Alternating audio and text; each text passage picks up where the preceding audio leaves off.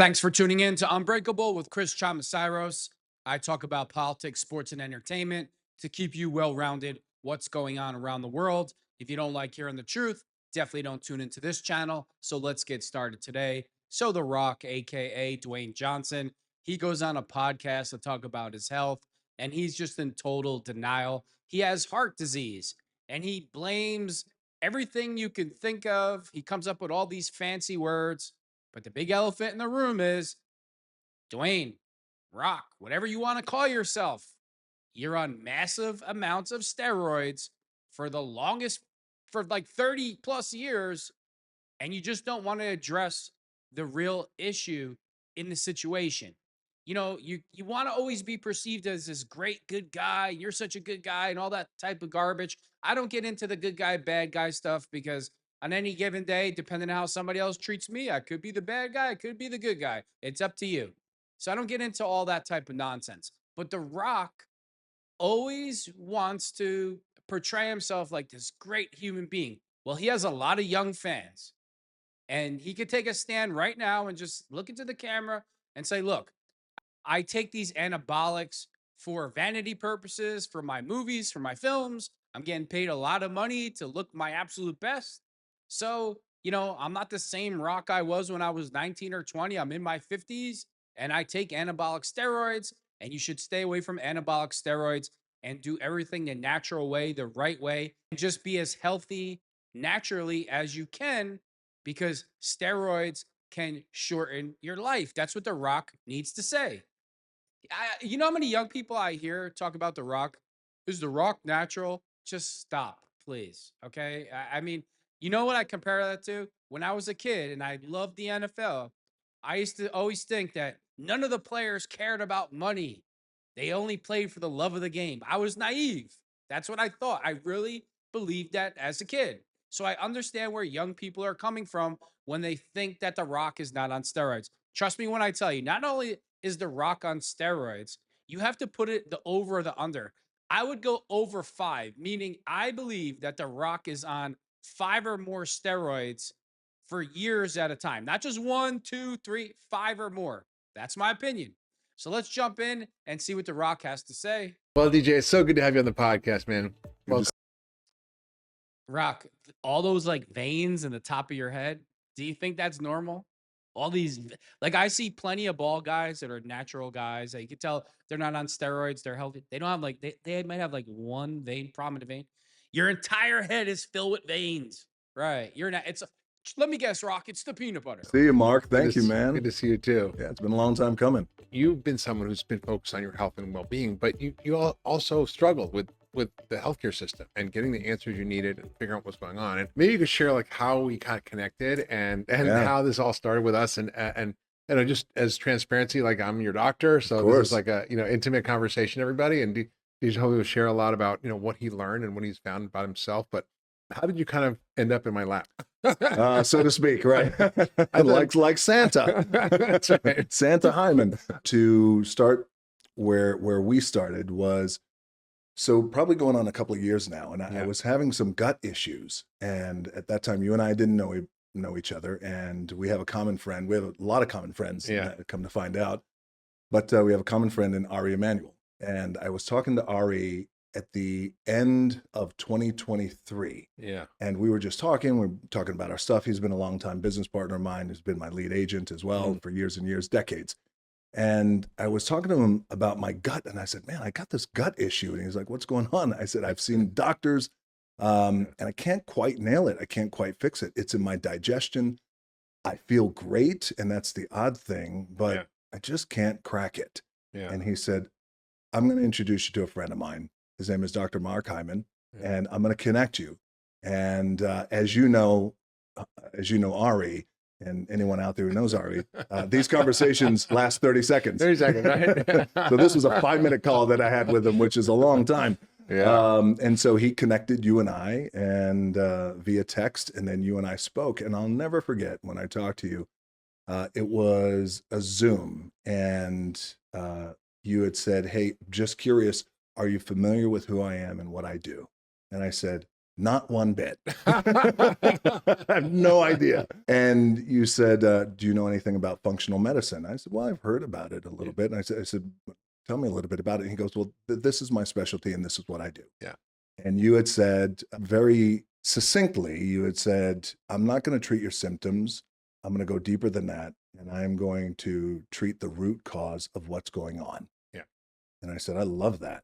And that speaks to some of the challenges that I've had with my own health journey in the past with some of the doctors, and not indicting any doctors now, but because it's how they operate and it's what they do. Yeah. But Rock, I mean, did you disclose to your doctors that you're probably on 5 or more steroids a month? Or no, it's my digestion.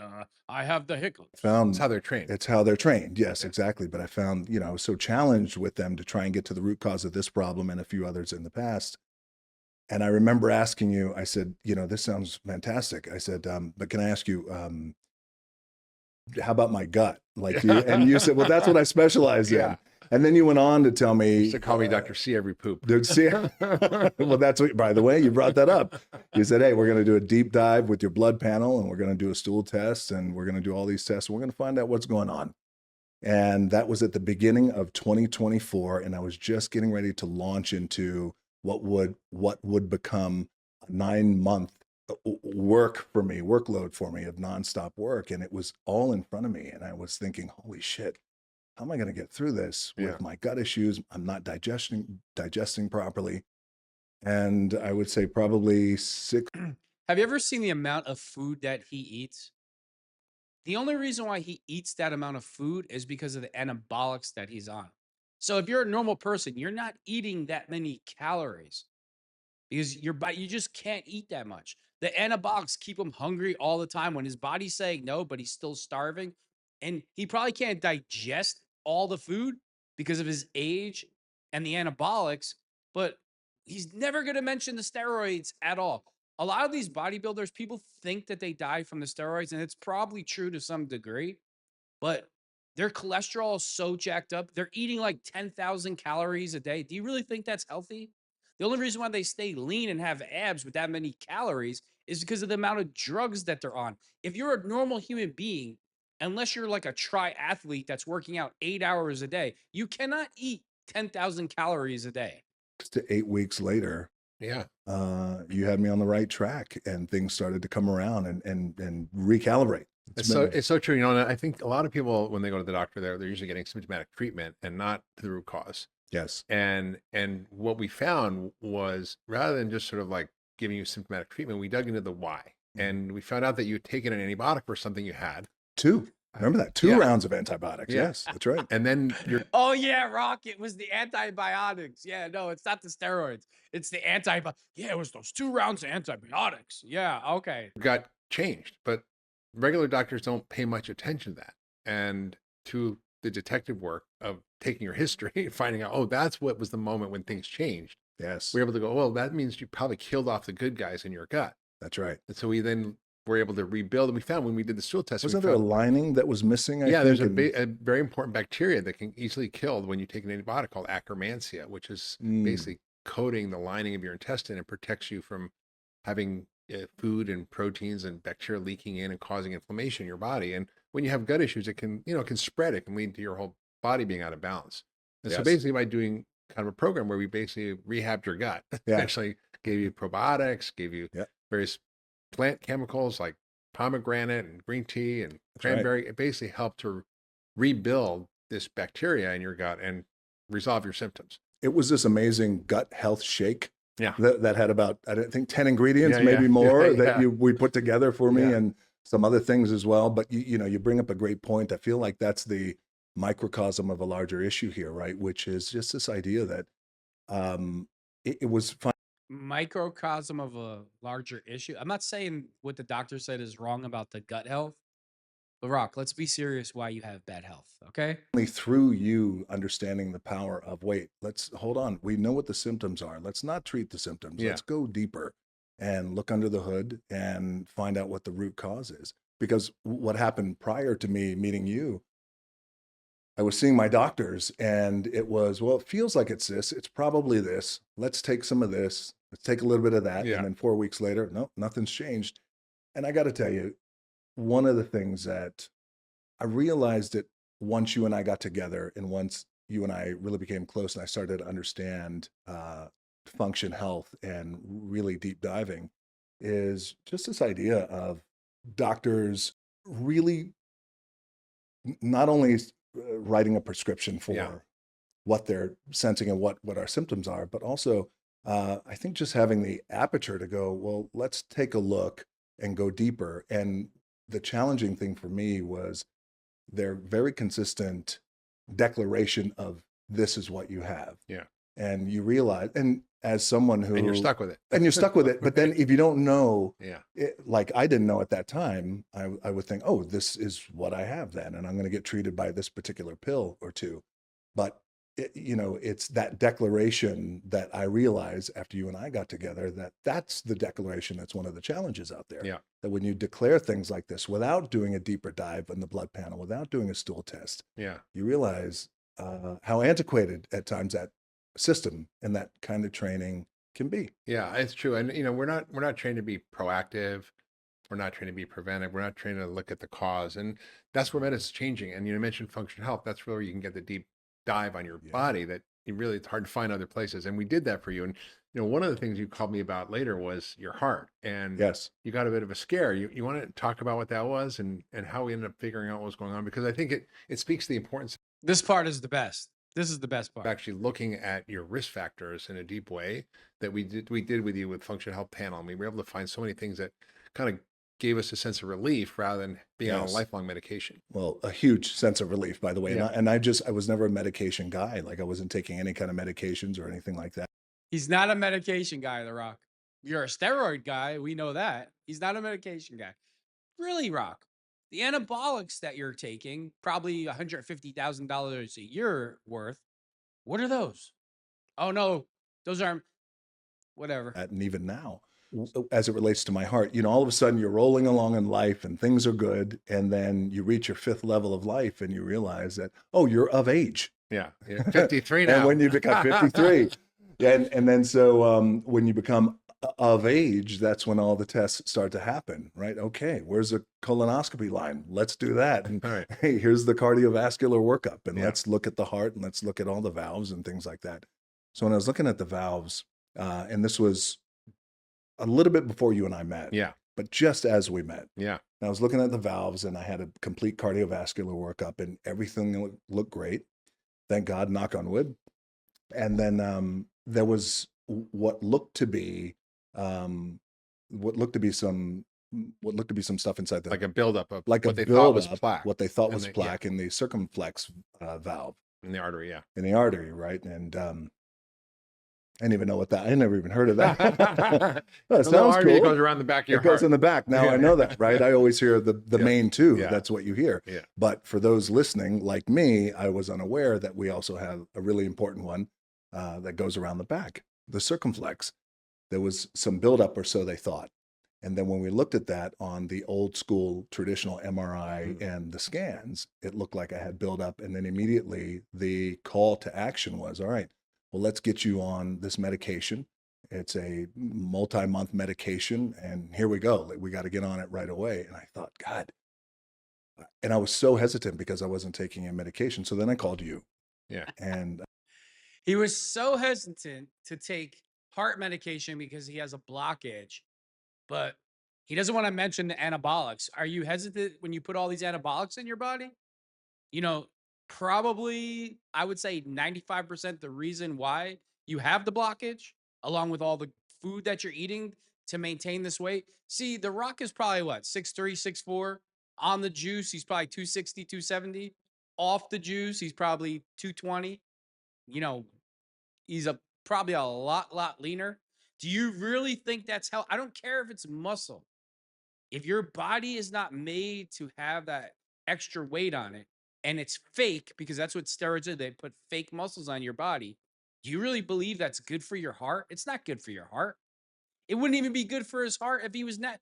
If the bigger you are, if you're a 300-pound guy and you're natural and you're big, you have to really take care of yourself because you have extra strain on your heart and your organs from being so large. But when you're doing it with anabolics, something that's not even real, It's like 10 times worse. But let's not talk about the big elephant in the room. I mean, I know your doctor has to follow the HIPAA laws, but you should.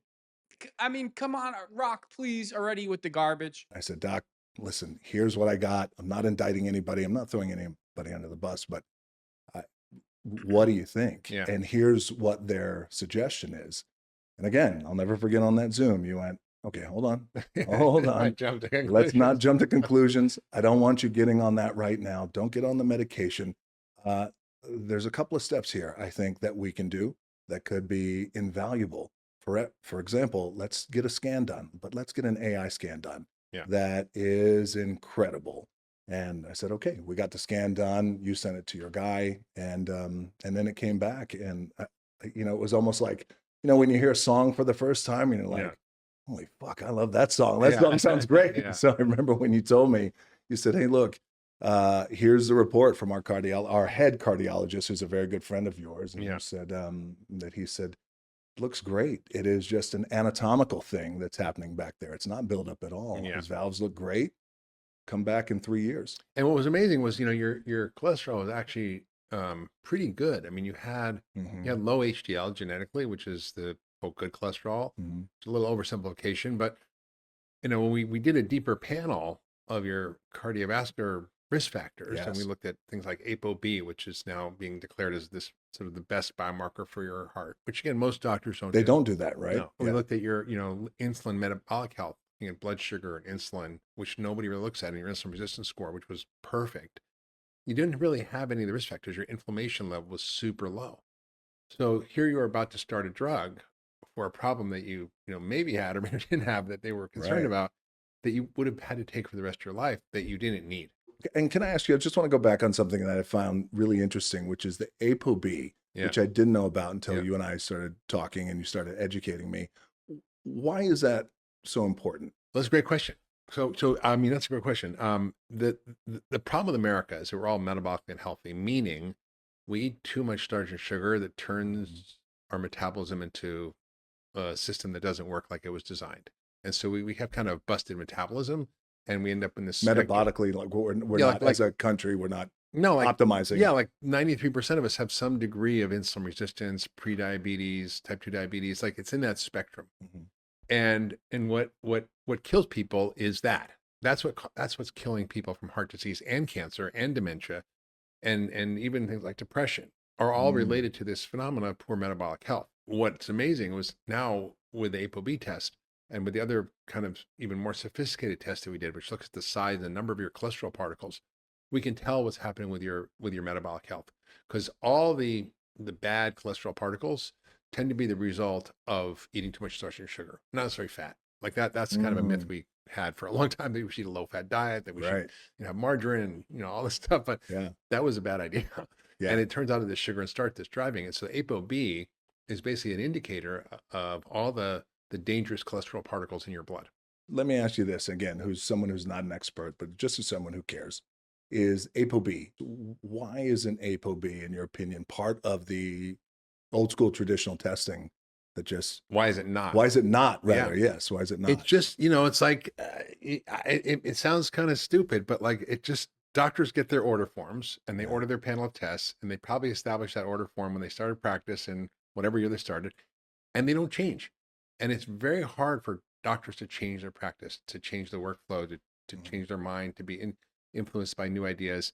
And it's unfortunate, because, the amount of change that's happening is so rapid in medicine and science. And even if you are wanting to change and adapt, it's hard even to if keep you're up. a doctor, Even if you want to, change it's hard. The science is advancing so fast. Like, you have a family history of dementia. I imagine it's scary, right? Yes. And it's one of those diseases you just don't know what to get. It's like the C word or the A word. Right. And we were able to... What was that biomarker that connects to dementia that you had looked at, and you said, so actually, this looks there's pretty a good. test that you can do. What is that? Can you talk a little bit about this that? ApoE testing, which is a kind of... ApoE. It's called ApoE. We don't have to go on what that all means, but basically there's different varieties. There's a 2, a 3, and a 4. And if you have a 4 and a 4, that's the high risk. But there's a lot you can do to actually prevent it. Now we know that Alzheimer's is preventable. that by intensive lifestyle therapy, you can even slow it down or even reverse it. And we can actually now look at that ApoE in everybody. And we wanted to know for you because we're like, well, are you at risk? And what do we have to do something different proactively so you don't end up getting dementia when you're 70 and your kids are still relatively young and you can't remember their names, right? That's not fun. Right. So we now actually have even blood tests that are blood biomarkers. One's called p-tau217, which looks at some of the proteins that get released when you have Alzheimer's in your blood. And you can... That's what I took. Yeah. Right? Yes. And we can look at that. And if you don't have that, you're clean. And you can combine that with the ApoE testing and the brain imaging. And so you get a 360 view of what's going on. We have all the conditions that really can become things that we don't die from anymore, that we can pick up early, that we can then change the trajectory of. And so we found out you actually had what we call the jackpot gene, which is the opposite. You had like the ApoE2, which is the gene that means you kind of live a long time. The people who like smoke and drink and live forever. Yeah. You're kind of one of those. All you don't have the 2-2, which is the true jackpot. Wait a second. So if I'm understanding. Does that include anabolic steroids? Just curious. You have a 2-3. You have a 2-3. No amount of tequila. Well, I don't know about that. There is an amount of tequila that can override your genes. That's for sure.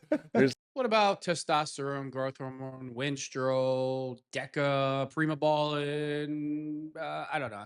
I can't think of it. A limit that exceeds your genetic capacity. Got it. A little bit once in a while. So you're on speed dial for me. Doc, is this okay? I'm going to open up my second bottle. Second bottle of the night, of the year. Yeah. But it's that's what's so exciting now with these. It's very exciting. Let me ask you something, Doc. Then when it comes to like ApoB and inflammation and things like that, so really, even if I didn't get the AI scan, the detailed AI scan, just by looking at that, right? Looking at all those other markers that are the deep dive would have helped indicate, hey, here's how we should move forward. Because everything else looks so good. Yeah. This doesn't make sense. Yeah, right. And I've seen this, where you can do the opposite. You can find someone who's got great labs, but their heart scan looks bad, or you can have someone with a bad labs and a heart scan looks perfect. So I think, people just need to know their data. And I imagine sometimes, it's scary for people. And I think, we talked about it, you being a little, sort of diving into this was a little scary in a way, because you're like, what am I going to find? And it's going to be bad. Like, there's always that like kind of bury your head in the sand kind of move, which. Why would he think that if he's so healthy? Why would The Rock think he's going to find something bad if he's so healthy? Because he knows he's on tremendous amounts of anabolic steroids. That's why. We have a tendency to do that. And I know that I was like that too as well. And I remember the first couple of times we sat down and we went over, and you were so nice enough to come over, and you and I are sitting. It's like we're sitting side by side, and I'm going over everything with you, and you're going everything with me. And I'm like, Jesus, and half of this I don't understand. And I kept asking you, okay, so I'm good. Am I good here? You're like, you're really good. You're really good. It's funny because you could feel good, and he's like, yeah, I'm good. Gonna get those needles ready to go as soon as he leaves. Feel like, hey, I look good and I'm rolling along in life, and I feel like I'm making all the right moves here. Yeah. But then when it comes, see those veins in the head? Whenever I see that, I don't believe in that. Doesn't look healthy to me. I mean, I've been really lean from going on a diet. Sometimes I had a little more than usual. Had nothing to do with anabolic related. But when you're on the amount of steroids that The Rock is on, and you see all these veins in his head, especially when he's lifting weights or struggling, doesn't look healthy to me at all. Comes time, like, hey, let's take a deeper dive underneath this hood. You never know. And that's the scary part, I think, for a lot of guys. Yeah. And I know I was hesitant, with you, like, okay. How far do I go? How far do we need to go? We started slow. We started looking at a few things. I was like, how about we do a little bit deeper? And you're like, okay. I trust you now. You fixed my tummy. That's right. My poops are good. Like, I trust you with the rest of my body. Fix my tummy. That's the name of my next book, right? We'll go out there. You fix my tummy. But you're right. Why is that? Why do you think dudes in general are like that? I have a thought too, but let me hear. We see this as pretty classic in medicine. Women always are more proactive about their health. They go to the doctor better. You know why guys who are terrified to see the doctor? Because they're doing stupid things. Drinkers, smokers, anabolic steroid guys, like that's who's afraid to see the doctor. Nobody wants to get bad news from a doctor. Absolutely nobody. But if you're not doing anything wrong, if you're not using anabolics or smoking or drinking or doing anything that you shouldn't be doing, It's just like you just look at it like it's brushing your teeth. Oh, I gotta go to the doctor and see what he or she says. The reason why The Rock is so paranoid is because he knows the garbage that he's putting in his body. Maybe they start earlier, they, gynecological exams, are used to it. Men Hmm. just are scared of doctors, are scared what they're going to find. Yeah. They know, they just don't want to know. And I think it also has to do with You this think sort it's of, a vulnerability aspect? I yeah, think it guys don't want to be probably, vulnerable. They don't want to be weak. They No, don't want to be seen yeah. as, fragile. And I think there's a sort of a macho. I don't believe that has anything to do. Men don't want to be seen as weak, so they don't go to the doctor. I mean, if I woke up and I had blood coming out of me, certain part, I'm going to the doctor. It's guys that don't want to see the doctor who because they know they're not living right. Thing of like, well, I'm just going to tough through it. And I have these symptoms, but like, I'm not going to go to the doctor, which is often what happens. And then by the time you end up having to go, it's often too late. Yeah, my grandfather was a prime example of that, of just toughing through it. And he was a tough guy. He was a Samoan. He was one of the first Samoan professional wrestlers, Wow. and his name was So you come by this Haichi naturally. Yeah, well, yeah, he kind of toughed through it, and he had all these aches and pains. Refused to go see the doctor. And one of his guys, one of his fellow wrestlers, used to have him come over every day, and this was in Hawaii. He goes, "I need you to pound on my back." Oh, wow. And he would just pound on his back, just constantly thinking like just that old school, probably barbaric head in the sand Yeah. kind of mentality. He was 45 when he died. What was the pain? Was it something? Cancer. Cancer. Yeah. Wow. And he refused it for months and months and months. And then it had metastasized to a point where there was just no going back. Yeah. And that was it. By the time they caught it, reached a point where I got to go see a doctor and see what's happening. Wow. Yeah. That's really heartbreaking, and that, Mhm. we're at a point in medicine where those stories can be a part of history. That's right. And that really for the first time, I think in history, we can actually do comprehensive blood screening. We can do liquid biopsies for cancer, and we can do whole body MRIs. By the way, let's talk about that Yeah. really, really quickly. I'm so Yeah. sorry, because that's amazing news. So the full body scans, which I have not had one yet. I got to. We're gonna get you one. We We're got to gonna get me one. Yes, I'll get you in the big donut. that are usually an hour. Yeah. Right? So this new technology that you guys acquired, Yeah. brings it down from an hour to 22 minutes. 22 minutes, and we use very sophisticated AI to make the interpretation much more accurate, much higher resolution, and get huge amounts of data. And it's such a low cost that you can do it annually. But the cost of these are generally like a couple of $2,500, grand, right? Or something. $2,500, Yes. yeah. How much is the $499. So for $499, you can get your comprehensive lab testing and comprehensive imaging, and be able to actually make cancer a thing of the past. Dying from cancer, we can't get rid of cancer because it's going to come, because we live in such a toxic world. Yeah. But imagine a world where everybody gets screened every year. Like, imagine if your grandfather was screened. He would still maybe be here. I don't know. You never know, man. And like, yes, you never know. and he certainly didn't have to die at 45. If you have a stage 1 or 2 cancer, the 5-year survival rate is like in the 90%. So basically, if you catch it early in early stages, you can cure it. Cancer is curable, and you can basically Yes. cut it out. But if you catch it late, it's only a matter of time, usually. Right. It's right. only a matter of Of time. course. And, yeah. Like and my so grandfather. having like this available is really revolutionary. Yes. And when you hear those stories, like my father also, he died of cancer, of lung cancer. He was a smoker when he was younger. He quit, but it caught up with him, and he ended up dying of lung cancer. Oh man. And if he'd had the scanning, my father wouldn't have had to die. When he did, he would have lived. I mean, he'd still be alive. He's a very stubborn guy. Man. But he died. And my sister died of bile duct cancer. Something, again, it Oh, I'm picked up sorry. very late, Mhm. and this kind of screening would have picked it up early. The amount of lives we can save, the amount of suffering we can end. All right, I'm going to stop it there. You get my point. Here's my advice to The Rock. Hey, Rock, just cut the bullshit. For real, just cut it out. Stop doing, if you want to be healthy and you want to live longer, you want to be there for the kids, take all your steroids, put it in a box, throw it in the garbage, put it in the ocean. No, I shouldn't say put it in the ocean. I'm all about the turtles and the sea life. Put your steroids in a fire. Keep working out the way you're working out, cardio, lifting weights, yoga, whatever it is you do. Cut the meals down to 4 meals a day instead of your 10 to 20,000 calories that's making your cholesterol go through the roof, and just cut the bullshit. Just knock it off already. That's why I really respect the original Superman, Chris Reeves, because it was natural. 6'2", 6'3", 225, looked absolutely phenomenal. Rock could have the same type of build if he wanted to. Why he has to take that much amount of anabolics is beyond me.